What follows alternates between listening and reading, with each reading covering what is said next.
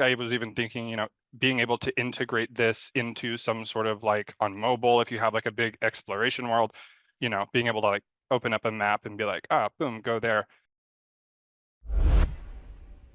I'll show you, this is the demo that I did when I was concepting it. So we'll be looking at the travel map, but this can be expanded to a player map. Oh, I might have to restart the world real quick. Let's see. There we go. This little refresh button, I have just some NPCs running in circles. So we have some players to track, and that refresh button will update their position so we can see their names, where they're at. And then with the travel map, it's just pulling spawn points that we put in the world and then labeling them so we can just click on one to go there. So the whole point of this is, as I said, to be super scalable, super customizable. So we're just going to look at how to set up some of that framework, converting world coordinates, 3D world coordinates into a 2D map that we can use. So kind of the leading power behind this is the spawn points. So we have our spawns, they have a tag. The first tag is rapid spawn. And then the second tag is what their name is going to be on the map. So in this case, this is the East Village spawn. You name it, of course, whatever you want. So the idea is that you could just take this map out of the asset library, plop in some spawn points, maybe add in some pictures if you wanted to do like kind of like a top-down view of your world to show the different zones. Or like I was even thinking, being able to integrate this into some sort of like on mobile, if you have like a big exploration world, being able to like open up a map and be like, boom, go there. Maybe even making these places unlockable as you go, so that maybe like when you discover the valley, then you're able to rapid travel there. Might be kind of cool. So definitely y'all can take this far and above where it's currently at, which is bare bones plus. So to get started, I'm just gonna go ahead and slide that out to the side, shake off some nerves so I can type efficiently, hopefully, and then we will start anew. So I'll go ahead and make a new third script for this. I've been like practicing this a million times to prepare. Something about the mini builds and the like 20-minute time allotment is like, ooh, I feel like I have to run through this, but I'm just gonna relax, take the time, and we'll make our way through. So yeah, we'll call this travel map UI. And okay, so we'll attach that here, here, travel map UI right there. And then we will edit that script, travel map UI. There we go. So I do have a few things already set up just for the sake of time. So that way I don't get too caught up with my hyperfixation on colors. I just copied out all the colors, also put in the spawn tag. That way, if I need to change it, it's just in one spot. And then just a little bit of text formatting because it's just tedious to type. So that's that. And then we'll go ahead and format this out real quick. I don't like doing the whole HZ dot thing. So I'm just gonna do this. There we go. Why is the editor working so smooth and fast to you? A good day, I guess. I hope that it's not like unbearably slow for you. Okay, so initialize UI, we're going to return a view. Oh, and also another just quick disclaimer is that I am not a master at this stuff. I just figure it out as I go. So if you see something that I did and you're like, hey, this could be done this way and it's better, but like, please, great, share that with me. Would love to be able to learn. So keep that in mind as well. So okay, panel width. I'm gonna set this to 1024. Same for a panel height. And then I'm also going to do a variable. We're going to call this one map window size. And this is going to be, I just want this to be 75% of the main window.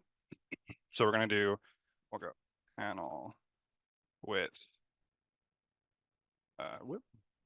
times 0.75. That's not a point. That's a point. There we go. Okay, cool. So the first view we're going to return, this is of course our main panel. So this one is going to be width,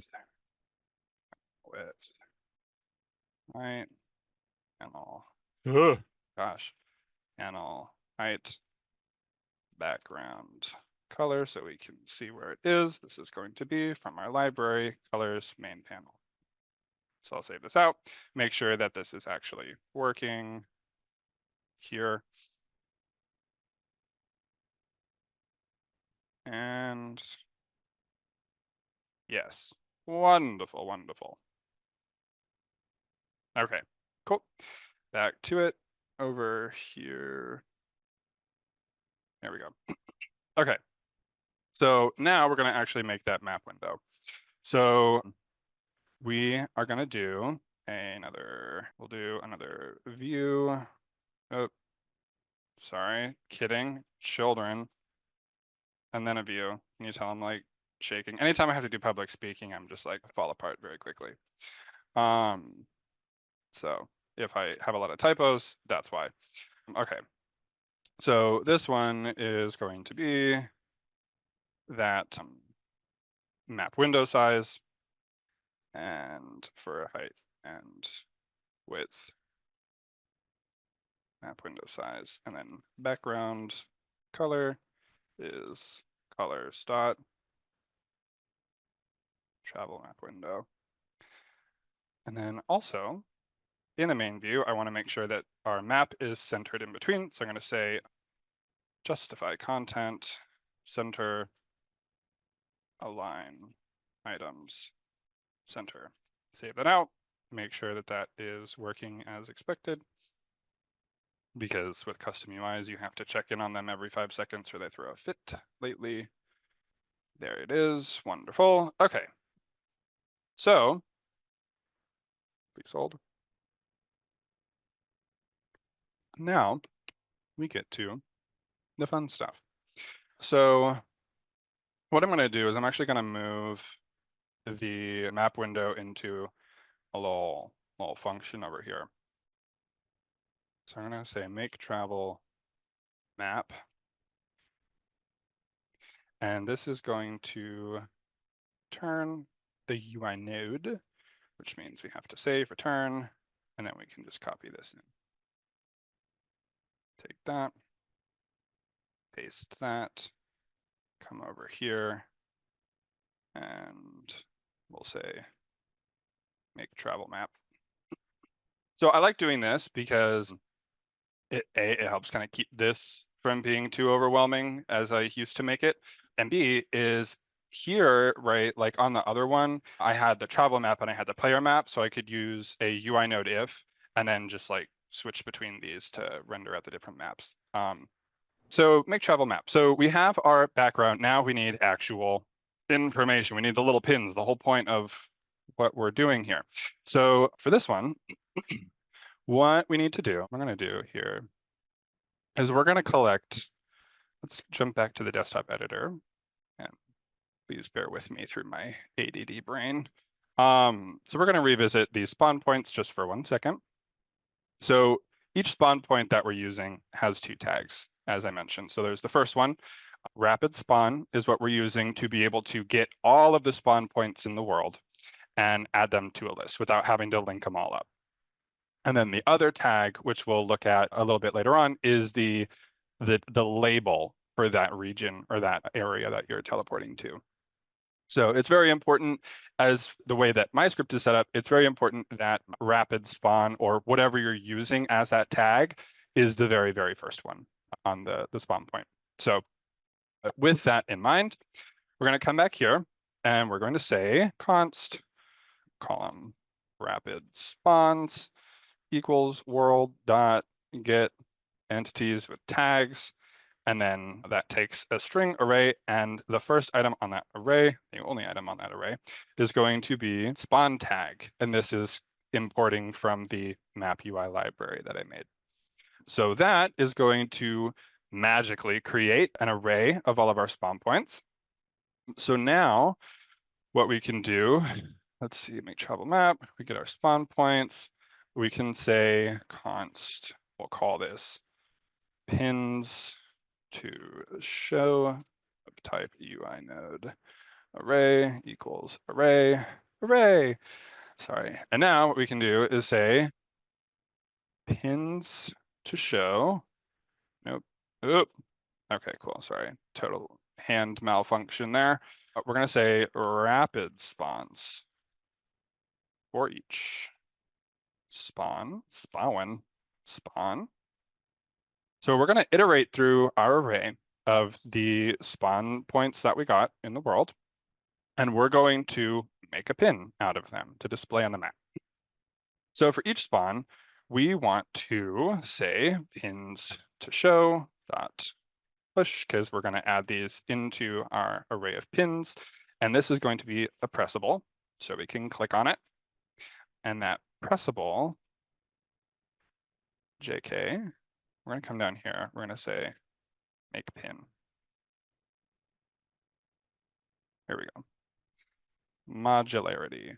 So we're going to come back and grab that and tuck that in there and say return, because make pin is going to return a UI node. Okay, so pins to show, we're going to push the result of calling make pin, calling this dot make pin. Sometimes I'm a little too reliant at like knowing what I'm trying to talk about. Okay, so what are we going to do when we make a pin? We're going to return a pressable. That pressable, its style, it's going to be very stylish. It's going to have a height of 50. This is just the number that I picked from my previous iterations. It's going to have a width of 50. And I know I could also just do aspect ratio and set it to 1, but you know, whatever. Good typing practice for me. We're going to say background color. This is going to be map colors dot pin primary. And then also, since our label is going to be attached to this, I know that I want the label to be centered to this pressable. So we're going to say justify content, center, align items, center.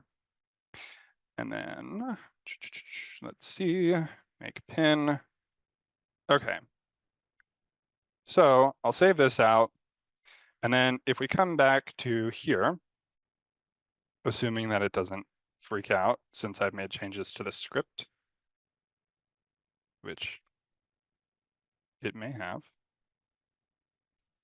Okay, so fun times. We're gonna come back here, make sure, okay. So first I'm gonna say console log with a G, found spawns, and we'll do rapid spawns dot length. Now also, anytime make pin is called, we'll console log and just say making pin. And that's returning a pressable, make travel map, rapid spawns for each. Oh, I know why. Because ADD totally didn't even realize we're returning a view, but we're not actually passing in those children. So we'll go style, children, and then this is an array, and we're going to call this pins to show. Now, when we save it, we might actually see something. This is why it's good to not jump around all the time. Cool, here we go. So we have this long line. This looks like one long thing. This is actually several separate short things just flowing in a row. So now to fix that, we're going to come down to make pin. And we're also going to say position is absolute. Okay, so that should get, so we know we have our pins making. We know that it's getting all of the spawn points in the world. So now we need to actually do the hard part, the like really weird, confusing part, which is converting the position in the world to a position on the map that is accurate. So few things here. One is unless we, which we will, unless we, hold on, I'm phrasing that weird. We have to, there we go. We have to define an origin point unless you plan on 0, 0, 0 always being the center of your world, which like that takes a lot of conscious thought and effort to make happen. And I don't want to lock people into that. So we're going to say in our props, we're going to make one called world origin. I'm like weirdly OCD with my capitalization, ORIGIN, ref, and that is type, prop types dot entity. Cool. So this world origin ref is going to be the center of the world, right? And will also, this is where things are going to calculate off of and will be what is used to center all the pins on the actual map. So world origin ref, we have that. And then it's also important, we're going to go ahead and define our world bounds. This is going to be like bounds. This is going to be like the length in the X, and it'll be Y, but it would be in world the Z, the length of those axes. So in this case, I'm just going to use 32 because I believe that is the grid. Hold on, teehee. That's number. I feel like I'm doing this weird. We'll do this. X 32, Y 32. I was doing it weird. There we go. Sorry about that. Okay. So that's going to be basically how far we can go in each direction. So I'm just going to use a 32. Cool. So make travel map, make pin. Let me quickly consult my other version just to make sure that I stay on track here. So we need to get the position for our pin. And the way we're going to do that is I'm going to make another function, and we're going to call this convert world coord. And so what this is going to do is this is going to take a world position, which is a vec3, and it's going to return just an object with an X and a Y, both of which are numbers. And we'll say return X, and we'll change these values, but just to make it stop yelling. Okay. So first thing we need to do is we need to take our world position and we need to get the information that we need. So I'm just going to say const vec, we're just going to call this vec2 is going to equal X, and that X is the world position dot X, and the Y is the world position dot Z, because Y in a vec3 is the up and down. I made that mistake earlier and I was like, why isn't it working? So cool. So we have our vec2, and then we're going to set it equal to, starting with asking a question. We're going to say props.world origin ref question mark. So if this thing exists, we're going to say that world origin is equal to props.world origin ref position get. And then we say, otherwise, if this thing doesn't exist, we're just going to set it to vec3 dot 0. So if we have our world origin position defined, use that position. If we don't, just use 0, 0, 0. So now in our vec2, we're going to do some funky looking math stuff. So we're going to make this vec2 position the center of the world in theory by subtracting out the actual reference center of the world. So we're going to say world position X minus world origin dot X, and then say world position Z minus world origin. I don't know why I'm like glitching out mentally for a second. But cool. So we subtract the world origin from the world position, and this is going to help kind of centralize things out. Lots of weird subtracting stuff. It gets confusing. but yeah, we'll make it through. Okay. So now that we have that, now we need to actually normalize out the world point. So we're going to add a few things in here first. We're going to say min x is equal to world bounds. Hold on. Map x, min bounds x. Silly me. See, it's good to have things. It's good to have things handy. Here we go. World bounds. Yeah, okay, cool. Because like I said, like I'll just like totally blank on things. So min x is world bounds x minus, so negative world bounds x, and then max x would be just world bounds dot x. Let me do the same for y. Min y is equal to world bounds dot y negative, and then max y is equal to world bounds dot y. Cool. So now that we have that, now we can do some weird, funky looking stuff.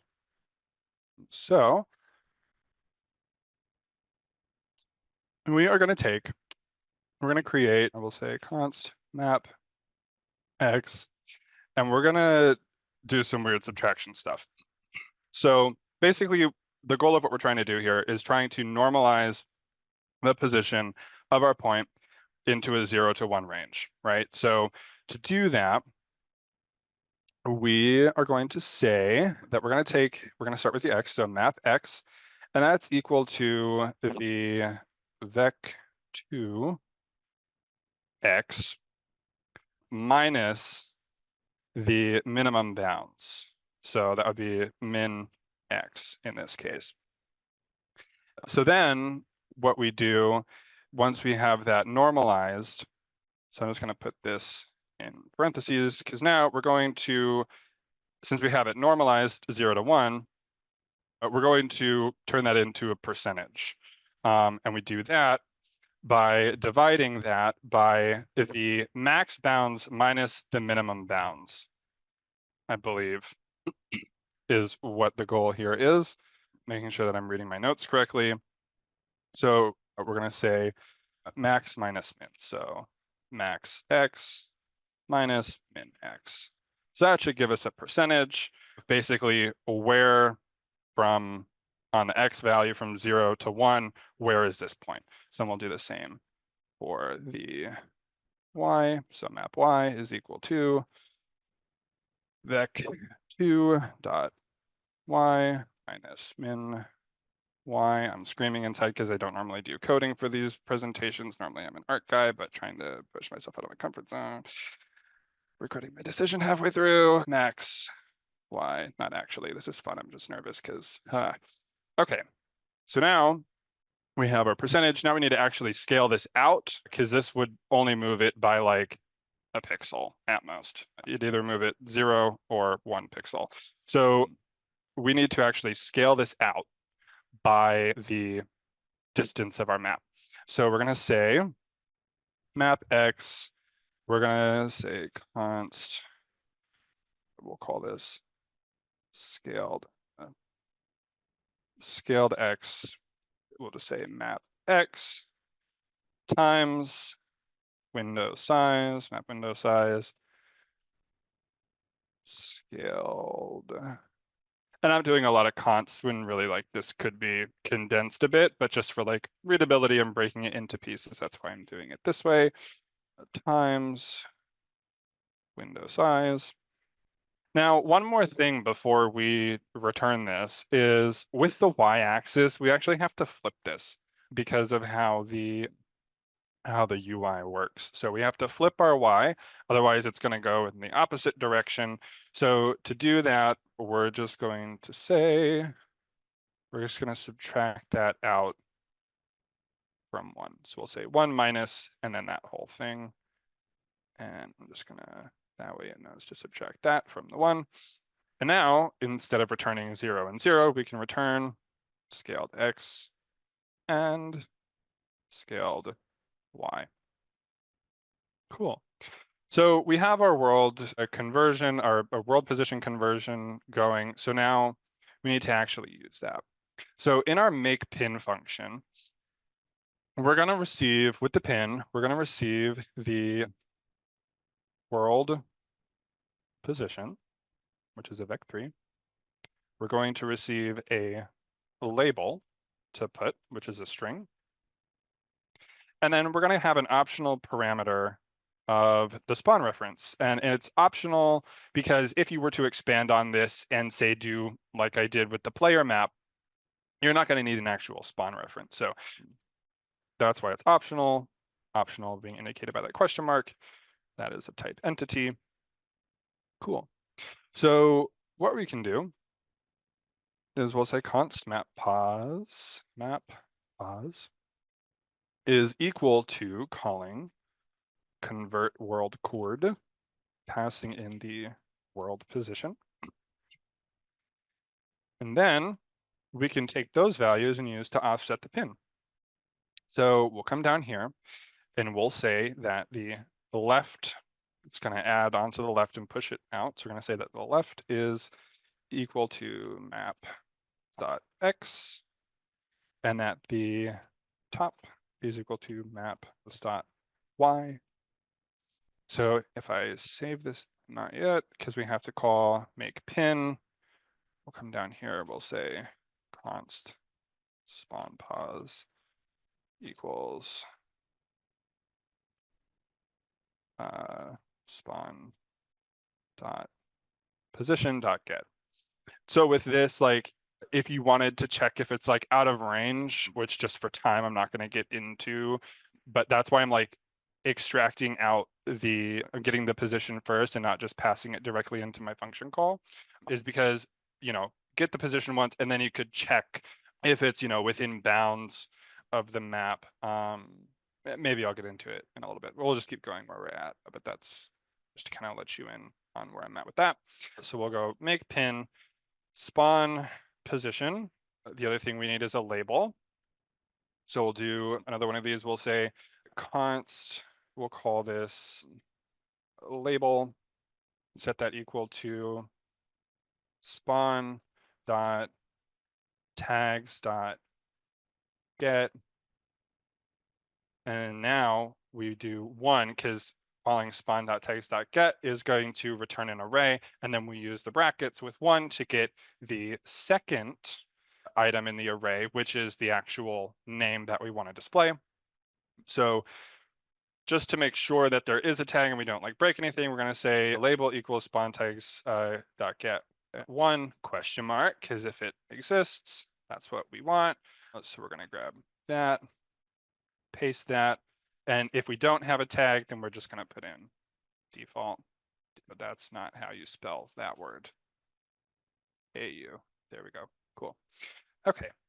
So now we can pass in with our spawn position, we can pass in the label as the label, and we'll pass in the spawn entity as the spawn reference. So now that it's not screaming at me to fix things that are broken, we can come back here after saving it out. And now we can see that something tragic has happened. It's not doing the Y position correctly, which happened to me earlier. So the thing that I did earlier was I made sure make pin, here we go. World position Z, X, Z, world origin Z, 1 minus, let me check, normalize world point, convert map Y divided by max minus min, y, scaled, window size, scaled Y, scaled X, scaled Y. We compare that to over here. troubleshooting Z, X, X. Oh, you know what? Let me just make sure, because silly me, haha. I have to plug in the App Center. I'm also just going to duplicate it, just because that's a thing that we do now. Okay, let's try this. We'll come over here.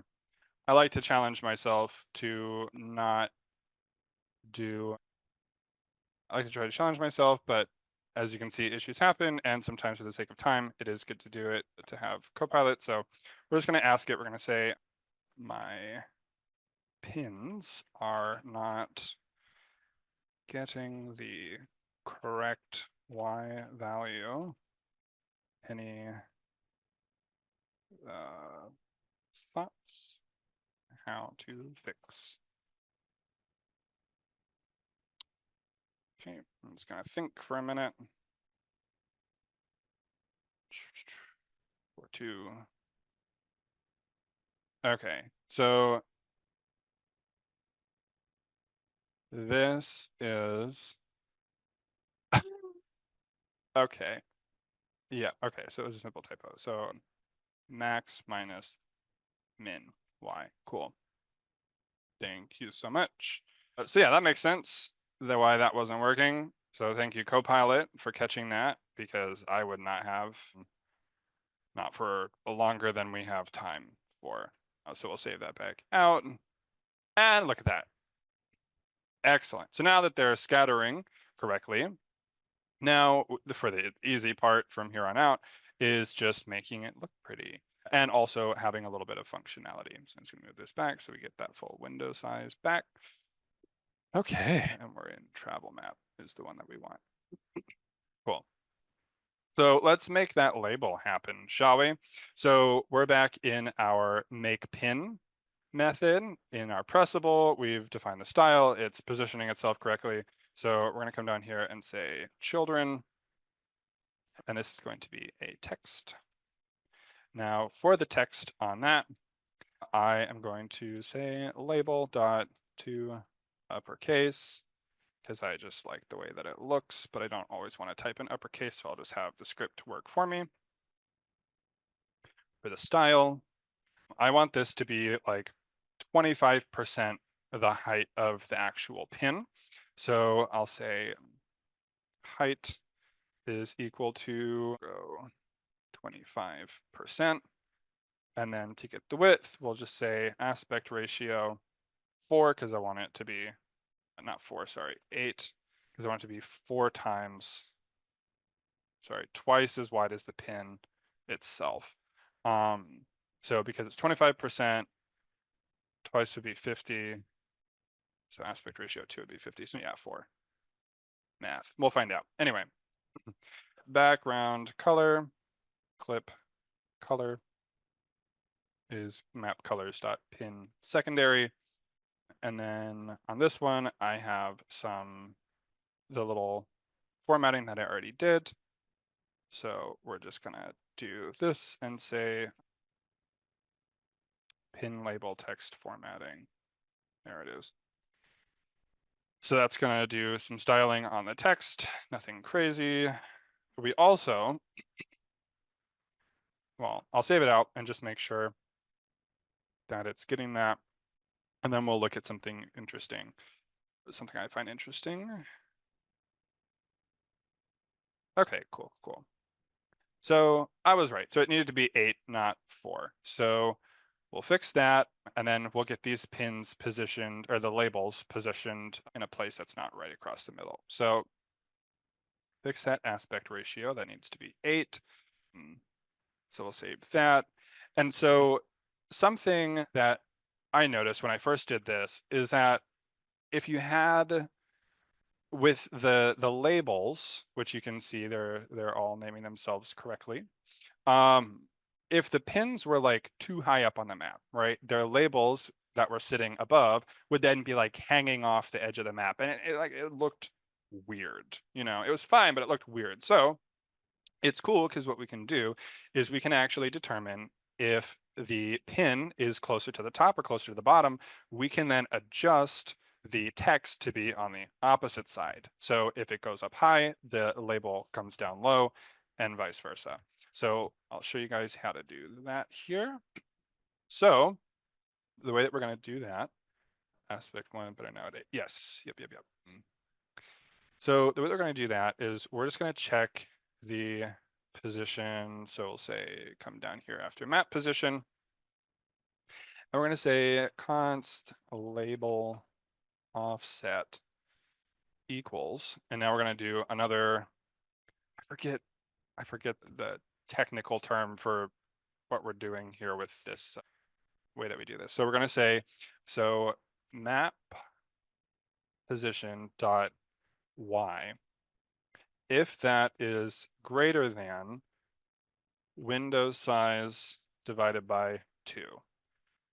So this means that it's like we're taking the size of the window, dividing it by 2. So if it's going to be in the top half, what we want to do, the question mark, is we want to say if it's in the top half that the label offset is going to be, push it down. So if it's in the top half, we're going to say negative 75%. Otherwise, we'll have it be 75% positive. And now we come down here and we'll say top, bottom is going to be label offset. So we'll save that out. We'll come back here and this should get them out of the center, which doesn't look bad. And now that will push them up, and I did that backwards, so they're going the wrong way, which is super easy to fix. We'll just swap these out. Okay, cool. So now that that's working, just had to flip those. And now the last and final thing is the actual teleportation part. So what we'll do is pressable children, come down here. And now we say, because it is a pressable, so we get all of these interaction callbacks and whatnot. We're going to go and click, which is received to the player. We're going to take that and we're just going to say if we received a spawn reference, we're going to say spawn ref dot as